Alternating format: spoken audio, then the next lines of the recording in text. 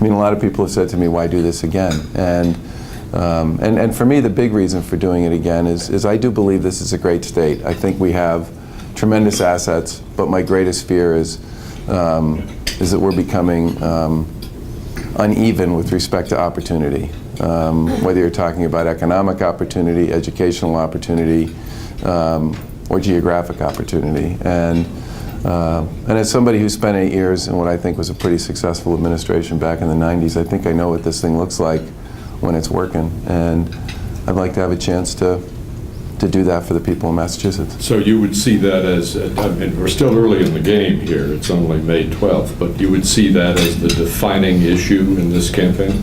For me, yeah. I think the most important thing we need to realize is that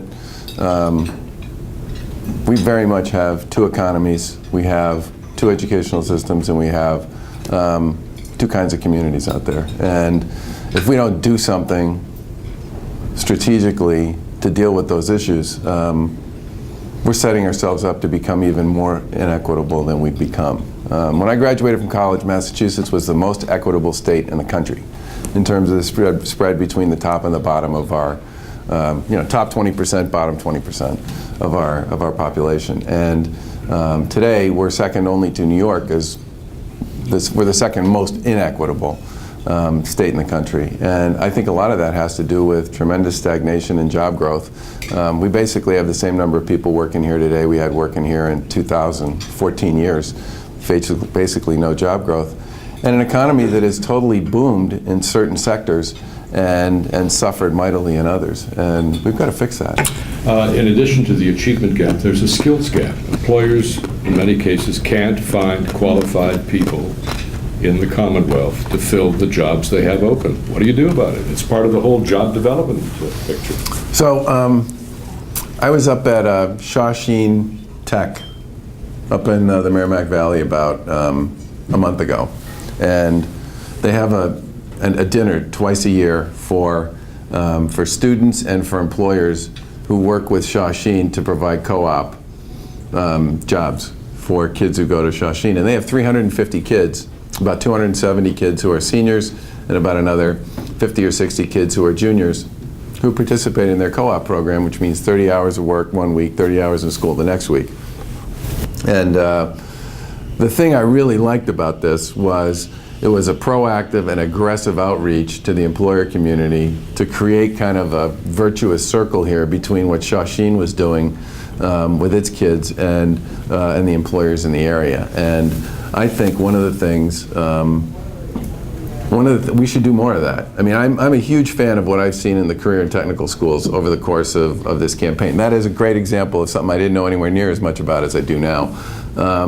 Many of those schools have developed deep relationships with the employers in their area and have a ton of their kids working there and developing a lot of the skills that you're talking about as part of that process. So when those kids come out of that school, whether they go on to get an associate degree or go to work, they've got real job experience and real understanding about what it takes. And more importantly, they have employers who know what they're capable of, and they have a relationship with them. And I think we need to do a lot more of that if we're going to be serious about creating the connection for kids between, and employers between school and work. You say you're comfortable with a $10.50 minimum wage. Yeah. You know the argument that goes on all the time. Raising the minimum wage will cost jobs, it will in the long run create jobs. Which is it? I think I think raising the minimum wage is just the right thing to do. And my big issue on raising the minimum wage is I want to see it combined with small business tax credits and an earned income tax credit. And the reason I say that is without some sort of small business tax credit, I believe raising the minimum wage has the potential to either reduce the hours somebody works or to reduce the number of people who actually do the work. And that's why, for me, the tax credit piece is such an important part of the equation. The other reason I support the earned income tax credit, and this has actually been borne out by a variety of studies that have been done, the earned income tax credit is a more effective way to make work pay for low-income workers than just raising the minimum wages, because it ties it directly to people who meet the criteria that most people would want to meet, which is folks working 40 hours a week in a minimum wage job who are heads of households and stuff like that and have kids. And the earned income tax credit right now at the federal level pays out about $60 billion a year in credits, mostly to single moms who work full-time, who have low wages, and kids. That is a big part of why I think doing something here with respect to the earned income tax credit is so important. I also think if you're going to raise the minimum wage, we ought to include some kind of small business tax credit program with it, which will dampen the impact it would have on the jobs question you're asking.